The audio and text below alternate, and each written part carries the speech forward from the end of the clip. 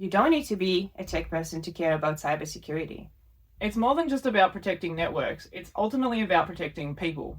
The human factor in cybersecurity often gets neglected, and we are here to bridge that gap. Are you ready to get lost in Siberia with us?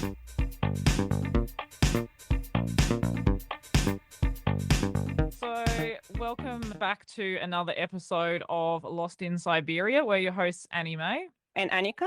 And today we've got Sammy Chuks on the podcast. Sammy is a cybersecurity leader, vCISO, and educator with nearly 2 decades of experience spanning IT operations, cyber defense, offensive security, governance, and strategic risk management. He has led and advised on the implementation of enterprise security technologies, including CrowdStrike Falcon, Splunk Enterprise Security, Microsoft Sentinel, and Microsoft Defender. His expertise spans purple teaming, threat-informed defense, security operations, and AI-related security risk. As founder of Hack4G, Sammy is committed to disrupting pathways into cybercrime through education, mentorship, awareness, and opportunity creation. Through his work across Link Group and Hack4G, he continues to support organizations' cyber and AI resilience, communities, and aspiring cybersecurity professionals globally. So welcome to the show, Sammy. Yeah, thank you very much. That was a bit of a mouthful of introduction. I'm sorry to say that. Well, thank you so much for joining us on the show, Sammy, and lovely to meet you as well. I heard a lot of almost everything good. No, I'm joking. Only good things from Anime about you. So it's very fun to have you here as well. What maybe I wanted to start talking to you about is your pathway into cybersecurity, and maybe if you wanted to share a little bit of how did you end up in this wonderful industry? I think firstly, thank you guys, ladies, for having me. It's a huge pleasure to be part of the Lost in Siberia podcast. By the way, you two are doing an amazing job. I'm listening to some of the ones that you've done in the past, so super cool. I can't wait, and I find it a privilege to be here to hopefully share my story. So yeah, where do I begin? So my story is a bit of a unique one. When I started, there was no such thing as cybersecurity. It was just ethical hacking. And even then, in the part of the world where I'm from, that wasn't even a thing. Like you either go into IT or you go into cybercrime. Sammy, do you want to quickly just say where you're from? Because I don't think we mentioned that. Oh yeah, absolutely. So I'm actually originally from Lagos, Nigeria. So I grew up in the streets, slums of Lagos. Although I wouldn't necessarily say that I grew up in the slums, but I would say I grew up in the streets. So that's a better way. Before someone would go, oh, is it Makoko? No, it's not Makoko. I did not grow up in Makoko. So I grew up in a place called Aja, which is a very well-known cybercrime region within Lagos. So but I'm keen to just chat about it. But without having to go too much into my upbringing, growing up in Lagos, I don't know if you guys are aware of this. Nigeria is a country that was colonized by the British, which means that English is our first language. And if you combine that with a significant number of unemployment among youth, the official government data, which is very unreliable, is 34%. But we think that it's probably sitting somewhere around 80% of youth unemployment, which is somewhere around 142 million people out of 250 million population of the country is in poverty. Actually, their poverty. That's literally where the UN is said that's abject poverty. That's where it's below poor. There's a joke in Africa where you say even the mouse in your house are literally running away from you because you have nothing to give them. That's the kind of poor. What was it? Even the mouse? Yeah, so the mouse in your house. Yeah. So you know how typically people have, in Queensland, obviously. I don't think this is much of a big deal in Victoria, but in Queensland, you have mouse around the house. But when you're that poor, that abject poverty, even the mouse in your house move out because there's nothing to eat. Oh my God. That's Anyways, yeah, I digress. But that's where I grew up in Lagos with that level of unemployment and that level of English adoption. No wonder there is obviously that pathway into cybercrime, which I'm quite happy to dive into. But I find myself really technology savvy and wanting to do more tech and get involved and break things and fix things. I remember those days I would go to the dustbins or dump yards and pick up radios that are broken and get a little spinny rotor thing inside of it so I can build boats or do anything that has to do with tech stuff. I may or may not have broken several televisions and radios, trying to take them apart and fix them, and whatnot. But obviously, at an early age, I was introduced to tech, and from there on, started actually learning what technology, and I'm obviously going to talk to you guys about how my journey into subsequent cybercrime involvement emerged. That is my story, I guess, in a very short form. Yeah, wow. And how did you end up coming to Australia? Oh, well, a bit of an interesting story. So Australia does not have an embassy in Nigeria. They have a consulate office, but no official embassy. So typically, most Nigerians don't actually want to come to Australia because it's really hard. So in my case, after I got out of cybercrime, or at the point where I was wanting to get out, I basically said to myself, I want to get into the best place to study, to be one of the best in the world. And, I had the US, no offense to the United States, but I was like, nah, I don't want to go to the US. And then I had South Africa, which is the neighboring country. I was like, nah, I don't want to go to South Africa. That's like moving, suburbs. It's already in Africa. I wanted to go to the best place where I could get the best level of education. And it was either Canada or Australia, but I sucked at speaking French, so I chose Australia. That's fair. There you go. Yeah. I wasn't born in Australia.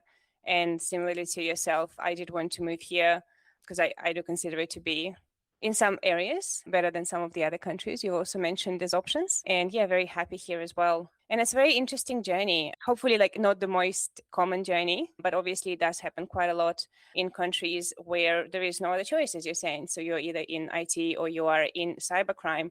And we talk a lot, obviously, like on this podcast as well, about either cyber victims or cyber criminals, where there is this very clear line of a dichotomy between the two. And obviously from your story and from other stories that we're hearing, especially right now, it's not such a clear line. So there is a lot of either forced criminality, but also financial factors have a lot to do with this, and economy factors. So do you want to talk a little bit more about like the area where you're from and the nonprofit that you have created to help this area as well, and talk to us about like how does cybercrime, like recruitment, actually happen, and why do people get into cybercrime? I think if I really wanted to tell my full story, we would be here for hours. But to really summarize not only my experience, but the experience of millions of young people all over the world, and not just in Africa, but also in Southeast Asia, in India. Obviously, the work that we're doing at Hack for Good is beginning to unravel and unearth that more and more. My journey basically was a case of cybercrime as a result of seeking financial escape from the situation that I found myself growing up. So growing up in Lagos, I had just done school like everyone else did. And there's this movie, I think it's The Boy Who Harnessed the Wind. When I saw that movie, it was actually a movie about some of the difficulties in going to school in Africa. It pretty much told my story, because I remember some days I would go to school. If I didn't have the school fees, we would study from the window, and the teacher would be like, go away from here, go get your school fees. And you literally take notes standing up from the window. So I was able to get, eventually, with the help of my other brother, finished my secondary school education and got out. And I'm like, okay, I can obviously see that the university education in Nigeria is very subpar, in fact, really, really bad at the time, and hasn't quite changed that much. But I am very hopeful about what the future holds for the African nation. But when I came out, and then obviously with that knowledge and joy for tech, I found myself going to study computer engineering, and not even computer science. I think it was computer engineering and IT, I believe at the time, networking. Yes, I remember, and finished that. When I got out of that, I think I did a certificate 4 or something. I got out, and then I wanted to go fix people's computers, and I ended up damaging it. And I realized I had not quite learned what I thought I had learned. Went to do an apprenticeship, was actually fixing computers as well. Eventually learned how to do that, became more confident. I was actually going around just to make some money to feed myself and make a nice income, which I think at the time would be around 50 cents per day or thereabout. Don't quote me on that. And eventually I was going around with a spray paint gun and graffitiing my mobile number on the wall with "fix your computer." Funny story. One day I got a call with someone saying, "Oh, we've got a laptop to fix." And I jumped on one of those tuk-tuk bikes and went there, and not knowing that it was the person that I had sprayed on their wall. And, needless to say, it was not a very pleasant situation. But eventually I was able to start a small business fixing phones and computers. And that was through that experience that I then became quite well known by all the cyber criminals in that region. I became the cybercrime IT support guy. So I was the one fixing all of the laptops and their phones and whatnot.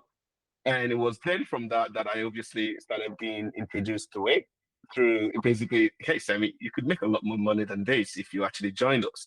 And before I knew it, long story short, I was getting involved in understanding how business email compromise works, where they got the malware from, and most importantly, how money laundering works. Because if you steal money from someone in Australia, you don't just give them your Nigerian account number and the money will voila be in your account. So how all of that works. And one of the most prevalent cybercrime situation in that region is romance scam and sextortion. So sextortion is one of those ones that I also learned how to do as well. And it was actually a good friend of mine that we both went into it. I was living in the same house with him. He's actually still in that game. And so I've actually lost a very dear friend and a brother. I'm obviously gonna go back into that story, but it's not a very pretty story for me to tell. But I think what I like to say, and this is the work that Hack for Good is doing, and the Link Group is obviously supporting that, is that I wish this was just my story. I wish this was just a story that Sammy alone carries. But that story, as I learn more and more, is a story of millions, tens of millions of young people in Africa, millions of young people in Southeast Asia who have been promised a job opportunity, and then they get there, they're learning how to commit cybercrime, either via coercion or forced slavery, cybercrime slavery. So that was where my story kind of got in. I was fixing computers for them whilst learning how to do cybercrime.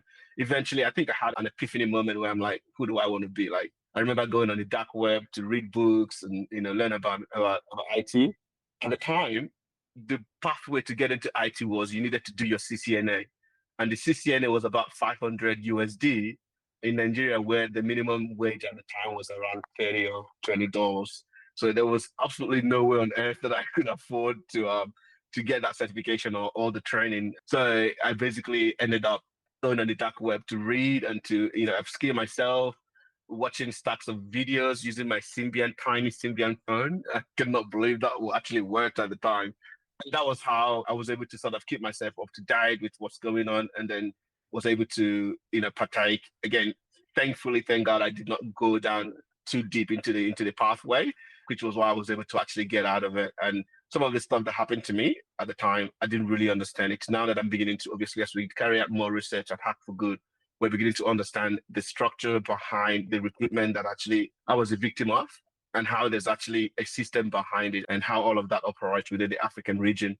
And eventually, when I wanted to come to Australia, for me, it was just a second chance. How can I start again? How can I, really genuinely learn this cybersecurity stuff and be someone who could one day be in technology and be solving real world problems? And I said to myself, if I'm going to make money, it'll be to help people, not just money to be stolen. And I don't want to be Robin Hood. It's even more dire now with AI. It's never been more cheap to be a cyber criminal in anywhere in the world right now than any other time in history. And the young people are literally diving into it in the millions. And I'll blow your minds. Parents are buying laptops for their kids to get into cybercrime in the part of the world where I'm from. That is how dire it is. And this is why the work that we do is so critical. There's a lot more stories to share from African talk. Thank you so much, Sammy. I'm sorry, I think I was getting emotional, you talking about this. I studied cybersecurity and criminology, and I think I read so much about how people get into cybercrime, and just listening to your story, and it's so real, and it's very, very inspiring, I think, as well, what you're doing with Hack for Good. And not everybody gets a chance to get out. And I think it's very interesting you're saying as well that we know that cybercrime is an organized crime business, but it's becoming a family business as well, as you're saying. And I think if you maybe wanted to speak about more how you are turning it around and using your experience for good. And I've also read one of your articles when you're talking about rehabilitation. What does it actually mean when we are managing to get somebody out of the cybercrime, whether they went in there voluntarily, once they do get out of this particular environment or skip the country or manage to find a way, or somebody helps them, are there ways for them to be properly rehabilitated? Do they have any other options, for example, to either make an income? So maybe if you wanted to speak to how do we create those second chances for people? Well, I was going to say I'm sorry that it's emotional, but yet again, I'm not. So No, that's um, okay. I That's am, yeah. I'm just being 100% real and honest with you. And I hope that my story would be something that would start a revolution of the West caring more about this stuff. It impacts the people, not just in Africa, but also here as well. Long before now, people just thought that people committed cybercrime in weird parts of the world, and the West is the sole victim of it, and it's purely financial. But that couldn't be more further from the truth. There's so much more that is yet to be unpacked. But to answer your question, the story of Hack for Good. So I would say at the pinnacle of my career within cybersecurity here in Australia. So my career pretty much took off. I obviously had an attacker mindset already, being in cybercrime. So I already understood how cybercriminals think and the methodology and the reasoning and psychology behind how people actually get into cybercrime and commit cybercrime. And some of those skills that I had was social engineering. So I didn't even know that there was a thing called social engineering. So I had this skill. And when I eventually went to school here, I remember in school listening to what the lecturers were teaching at the time in Melbourne. And I'm like, oh, I know this stuff. Like an example is, I remember fixing computers very early on, and I did not know what static straps were, electrostatic stats.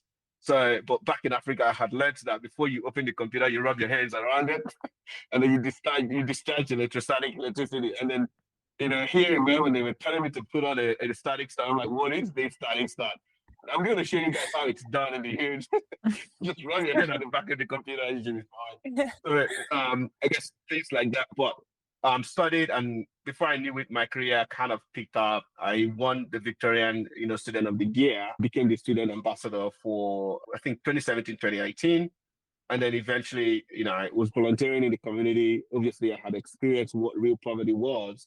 So I was always happy to give back. So I found myself going to mentor young people at the juvenile detention center in Parkview whilst I was studying, also delivering food to the homeless, hugging homeless people on the road, and a bunch of things. And eventually, from there, started doing a few internships. Shout out to Bastian and Steve from Control Groups. They also picked me up and gave me an internship as a pen tester. So I was pretty much having fun, just hacking into systems. For once, I could do it legally without actually being in trouble. So, Nice change. Yeah. and then I also went to do internship as well.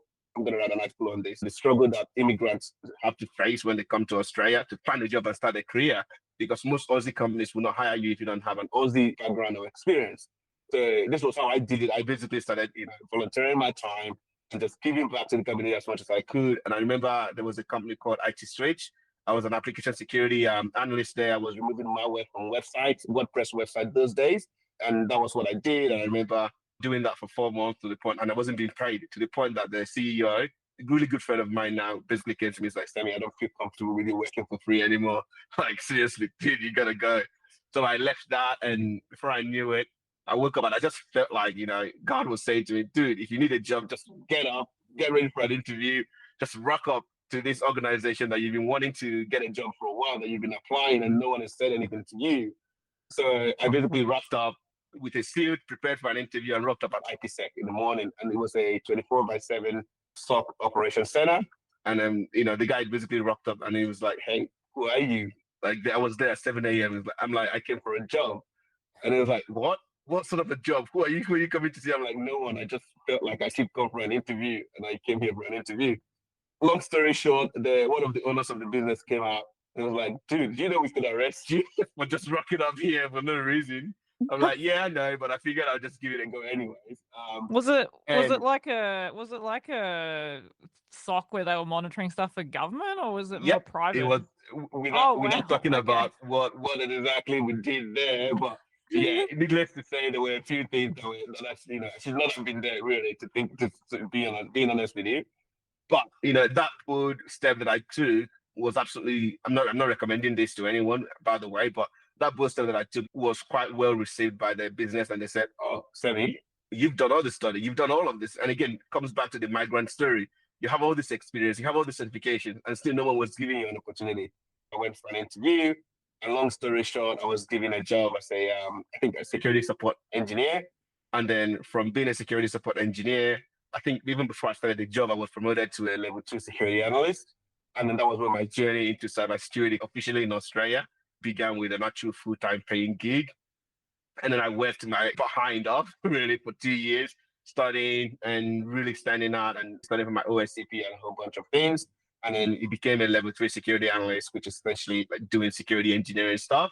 And it went from there to other organizations where I think it was Arnet, where I was a threat detection engineer and a security platform engineer, basically writing detection logics for SIEMs that detects threats, because I knew how cyber criminals work and I knew how cyber attacks work and I understood all of those. So I was the best guy to be there writing detection rules. And before I knew it, I eventually became the cyber defense lead at Interactive and then security operations manager at Secura before I decided to look back at who I was, because it took me those number of years to really reconcile myself with, what I was doing, what I was here to do. So I had reached at that level of security where, I was leadership. I knew I was making good money without having to, by the way, so grateful for Secura and the opportunity they gave me and other organizations as well, and everyone who's contributed to my career up until now.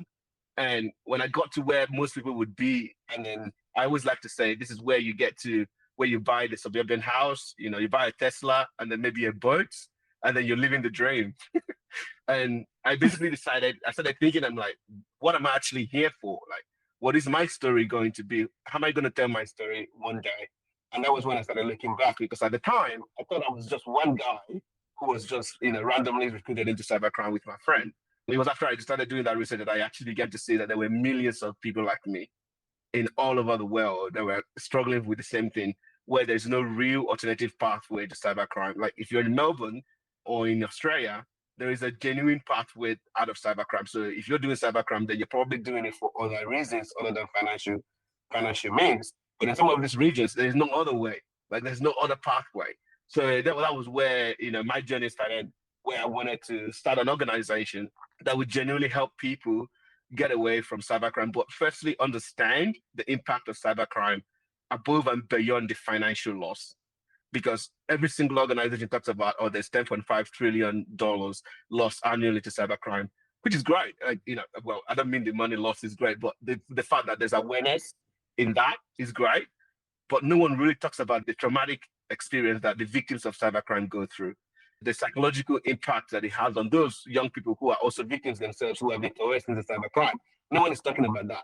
And this is simply the mission of Hack for Good, right? Is to disrupt cybercrime through three key main arms, which is diversion, helping young people find a diversion out of cybercrime pathway by creating partnership with organizations such as the Link Group, Silink, and BridgeLink that will help provide them with access to the global economy.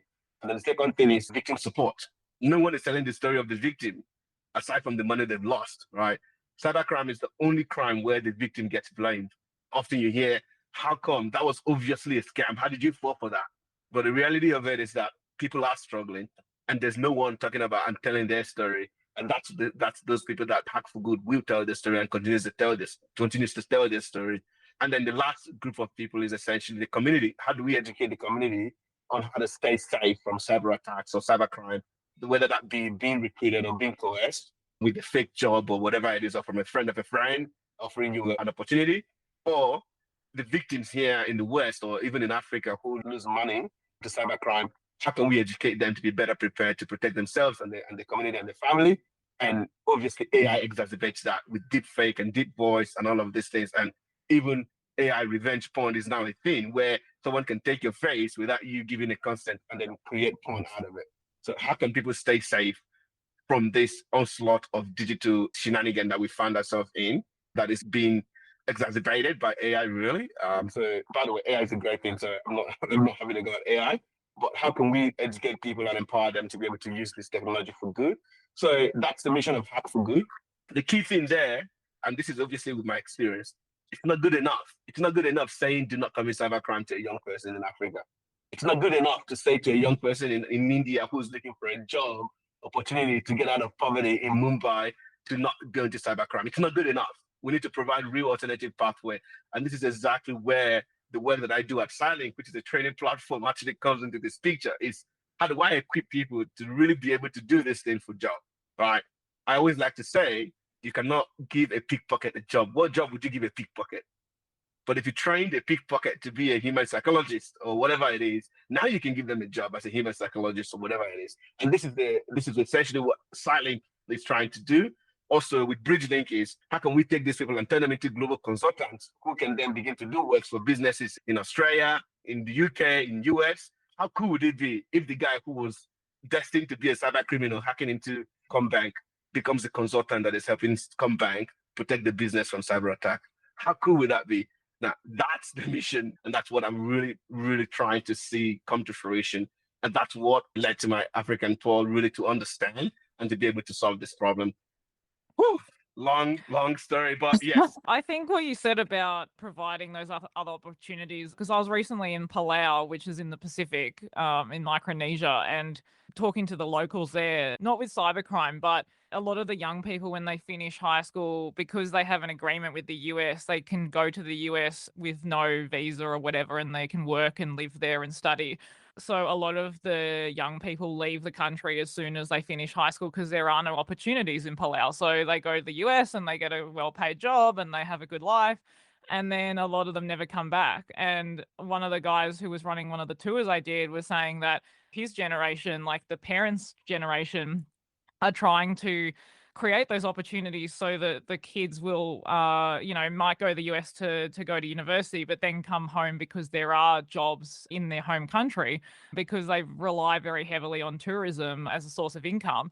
So it's them trying to create those other opportunities for their kids to come home and want to have kids back in Palau and spend money in their home country. And I think like that's quite common in a lot of different parts of the world, especially where you don't have those other income sources. Australia's obviously very lucky because we've relied on mining to become a very wealthy country. But going back to, you were talking about how you were touring Africa recently, and I spoke to you actually the day you were meant to originally fly out, but you've left your passport at home.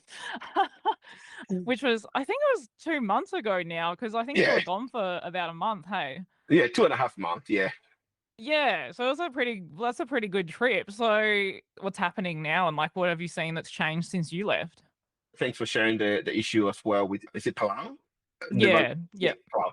So the situation is not different. Africa has a major problem called the brain drain. So it's essentially the phenomenon called jackpot. And it's exactly the same thing that is happening in Palau, where young people get educated and they leave because they're looking for better opportunities and at least a safer environment where they wouldn't get kidnapped or their family wouldn't get kidnapped. I've come to this realization that we cannot wait for governments, in Africa or in Southeast Asia or some of these regions to fix things. And I started doing research and I realized that governments have really never fixed anything that is broken. They come to the party very late. Innovators charge the way.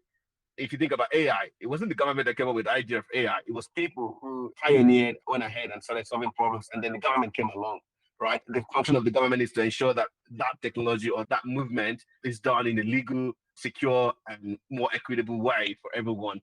So, and with that mindset, one of the key things that I think has changed from when I left Africa to now, and also globally as well, is that before, knowing Africa as a very homogeneous society where culture is a big deal. Cybercrime used to be seen as a taboo when I was there. Like if you were a cyber criminal, you kind of pretend that you're not. In the morning, because obviously most cyber criminals who work have to work at night because of the time zone difference, which I was telling you guys about. So which means they're awake at night and sleeping during the day. So everyone figured if you're sleeping during the day, that means, and you're feeding yourself and you have a car, that means you're a cyber criminal. So what they would do is they would wake up, dress up as though they're going to work, and actually just drive around and go to a pub or something. And that was how it was when I was back there. But now, like I said before, parents are buying laptops for their kids to go into cybercrime. That is huge. That's a big, big bump right there. So if parents are encouraging their people to go into cybercrime, and this is one reoccurring trend I kept hearing and seeing firsthand on the ground in Africa, is that cybercrime is no longer something that outcasts did. Now it's also embedded itself into the culture, where even musicians are singing songs that elevate and praise cybercrime, right? And also celebrities are also involved in it for the damn time when there's no money in music or in whatever it is, they dabble into cybercrime or into romance scam. So it's actually permeated the culture so adversely that I almost feel like it's going to take some time to unwind this. There's a major need for a cultural shift within the African continent where this is a big issue. And for that culture to shift, there is obviously need for education. And as part of that work, one of the things that I really take into consideration is that no one is going to parachute in to solve your problems for you if you don't try to solve it yourself. And even if they did parachute in, if they don't spend time learning the plight of the local people and some of the key drivers of the situation, then they're going to miss the mark. And this is why Africa and other third world countries have always and continue to receive donations and philanthropic gifts, but it's not moving the dial. That's because you parachute in, you get your philanthropic gift, and then you parachute out. You never really stay to listen, to understand. And this is exactly what the tour was meant to be, is a community of people who were talking together, a group of people who are really trying to understand the problem, how deep it goes, what are some of the key drivers of it. And it was through the tour that I even learned where the origin of cybercrime in Nigeria specifically came from. It was a very informative time for me, being able to run those sessions. And shout out to the Nigerian government because they were able to actually show up, and the Ghanaian government as well, the NSA, the Ghana National Security Authority, and Cybersecurity Authority, CSA, I believe. And then the Nigerian EFCC, which is the Economic and Financial Crime Commission, and also the Nigerian Cybercrime Center. They were able to come to the conversation, and we're having this conversation. And one of the things we found was that there's obviously a breakdown in the social contract between the government and the people, and how that is obviously having a drive-on effect on the sudden rise in all forms of crime activities, not just cybercrime. But cybercrime is the one that you can commit with anyone not knowing who you are. You can literally be at the other end of a keyboard, type a few things, and then voila, you've got thousands of dollars in your account, and no one is saying anything about it. And no one knows about it because the African culture is obviously very visual. If you go into someone's house and shoot them, then you might get ostracized. You might get, scolded for it. But if no one sees the harm that you've done, well, how are you going to be corrected for that? And this is the problem they're experiencing back there in Africa as well. And by the way, I did not in any way, form, or shape claim to be an expert in this, and still learning this. Still so much to learn in this area. And one of the other things that actually struck me was the impact that cybercrime was having on the local African economy. That broke me because for the average young African who's struggling to feed themselves, cybercrime is actually driving inflation so high that now they can no longer afford food because the cyber criminals have driven the price of food so high. So if you've got an apple that you want to sell in, say, the street of Lagos, Nigeria, right, which is the economic capital of Nigeria, and also pretty much in most places in Africa, I think it's the biggest economy in Africa in terms of a state. I stand to be corrected by that. If you've got to sell an apple, you fix the price for $5, and everyone collectively know that they cannot afford $5. Well, you have no choice than to bring the price of the apple by 50 cents. But if there's some group of people who are having to have a lot of money in this region where there's no money, and they can afford to pay $10, all of a sudden the price of that apple goes to $10. And the local vendors prefer to sell to them as opposed to the local people. So it's driving the price of rent so high in most of these places because they're just going, oh, how much is the house per year? It's $20,000 straight, no problem. Here's the money. But for the average African, they cannot afford that money, and they get price out of the pocket, which is driving the rate of unemployment and also homelessness in Lagos and other parts of the region as well. So again, this is just the tip of the iceberg of some of the key impacts of cybercrime in the region that is obviously leading to a destabilization and also the breakdown of the social contract between the people, the culture, and the government. I think this is so interesting from a perspective of impact of cybercrime. You're saying like it's actually changing the country, like it's changing the economy of a whole country, of a whole region, almost to a point like where we have... It's like the scams prevention framework. It's an economy-wide problem. Also, it's very interesting. Like in criminology, we have this crime theory. So it's called the labeling theory. When we're talking about people and we are labeling certain people in a certain way, for example, if we are calling a certain person a criminal or a cyber criminal, if they're from this region, they commit cyber crimes. What happens is that they found in research, people will take on the label. They will say, well, I am a cyber criminal, and actually my kids are now cyber criminals as well. I'm giving them the laptops to commit cyber crimes, and they take then pride in that label. So I think from a perspective of, you're saying we can't wait for the governments to do things. And let's be honest, like, what can the government do in this case? Like, tax the cyber criminals more, to help like the prices come down and so on, when they can't even identify who they are. From a perspective of our listeners and people in the cybersecurity industry, both in the West and across the world, apart from being aware that cybercrime is necessarily a choice from the beginning, but it can become one if we don't address it. What else would you like to give as an advice to the people who would like to get involved and help? I always like to say, as part of the work we're doing, is Interpol does a great job, but I'd rather Interpol never have to interface with a young person in the first place, right? I really want to use this opportunity to call out on major cybersecurity vendors, to the big businesses in the West, places like the Combanks, NAB of this world, the Australian government, the UK government, Palo Alto, Checkpoint, even OpenAI, Microsoft, Google, all of these organizations. How about we take the fight of cybercrime to the local communities, right? Long before you buy a firewall, I'm not saying you shouldn't buy a firewall, long before you buy a firewall to try to prevent a DDoS attack from Lagos, Nigeria, how about you commit to the mission of disrupting cybercrime on the ground, so that that person who's going to actually click the button to initiate the DDoS never become a cyber criminal in the first place. And this is the work that we're trying to do.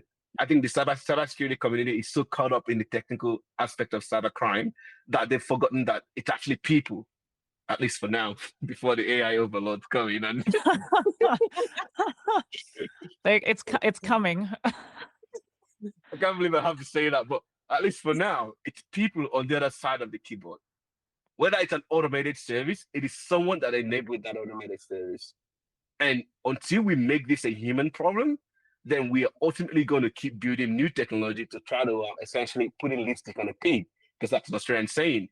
That's really what we're doing right now. It doesn't mean you shouldn't put lipstick on a pig, but whilst you're doing that, how about you actually get on the ground to solve the problem? And this is exactly the work that For Good is doing. Is if I can stop one person from becoming a cyber criminal, then I can guarantee you that is millions of dollars in lost revenue from a small business in Australia who is a victim of business email compromise. That's a senior citizen of Australia who would not lose access to their life savings and their super just by solving that problem. It's a cascading event.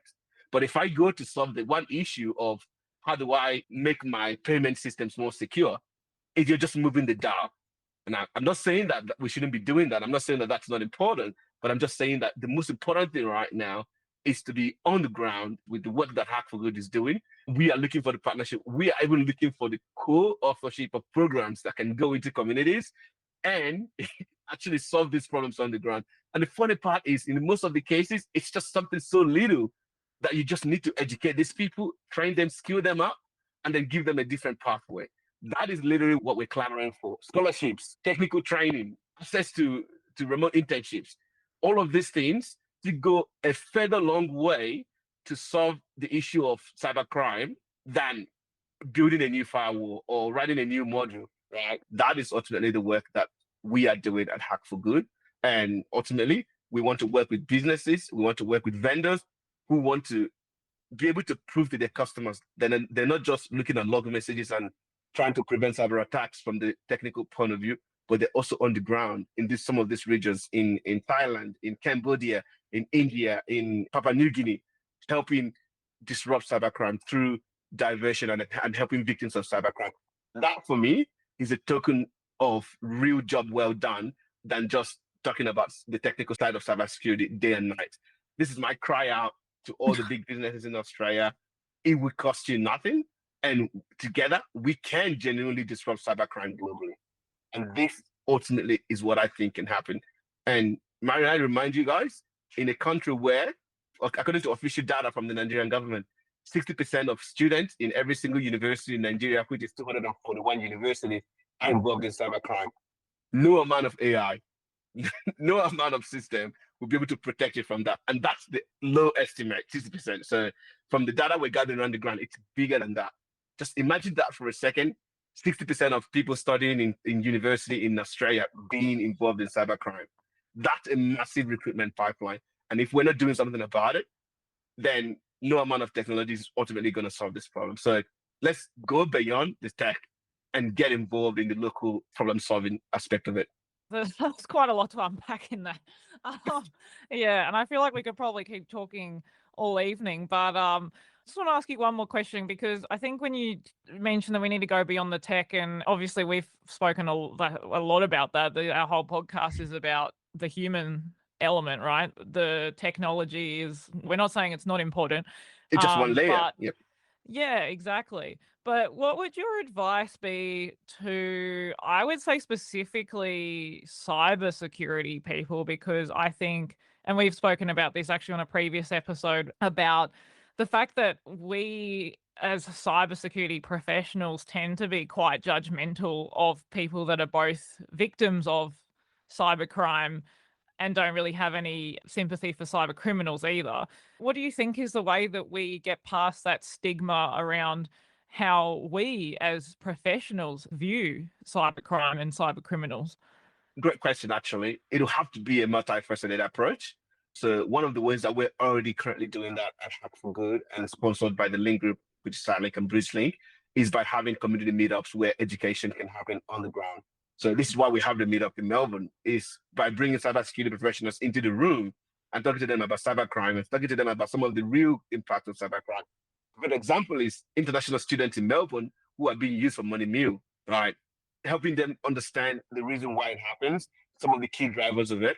But ultimately, it comes down to education. We need to re-educate people who are in cybersecurity and move the success goalpost from writing CVs or writing exploits to the amount of people saved, the impact to human life. So I don't want to hear, and again, I'm not saying that it's vanity metrics. It's important metrics for an organization to know that, out of the 50,000 vulnerabilities that were detected in 2025, we've passed 30,000 of them. Great. But how does that ultimately make a difference in someone's life?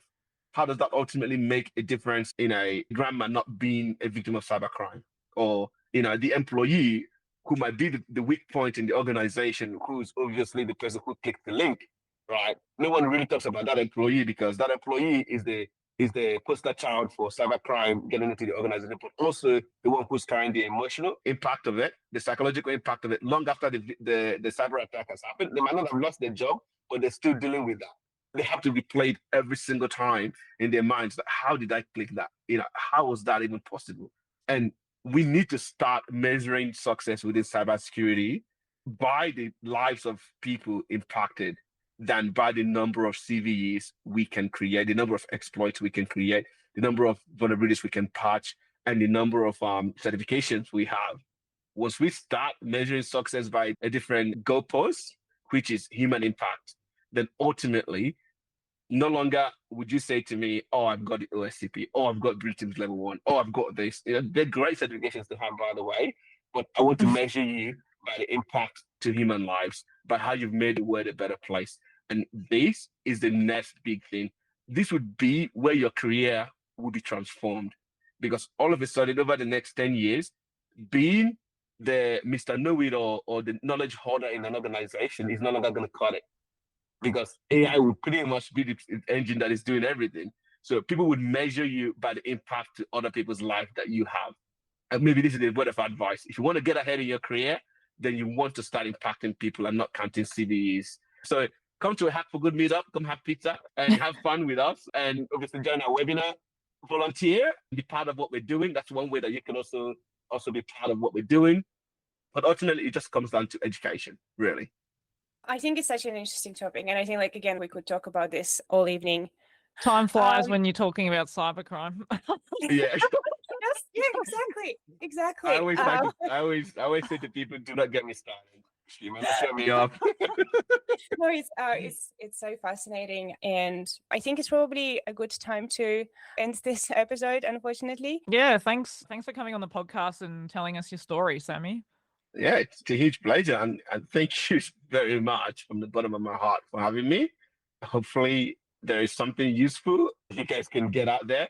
But I'm always happy to have these conversations. I'm always happy to sing it to the top of the roof onto the change that I want to see and the change that we desperately need in the world begins to happen. It's no use one part of the world being wealthy and okay, where another part is essentially living in a different century. This is a way that we can essentially right some of the wrongs And I'm really, really looking forward to working with anyone, including both of you, who want to be part of this movement of disrupting cybercrime. And I'm always open and up for a good conversation. I'm always happy to learn new things. So if you do find me around, whether that be in Melbourne, Sydney, anywhere in Australia, or maybe another part of the world where I'll find myself in the next few years, definitely come say hi. I would love to get to know you and hear your story.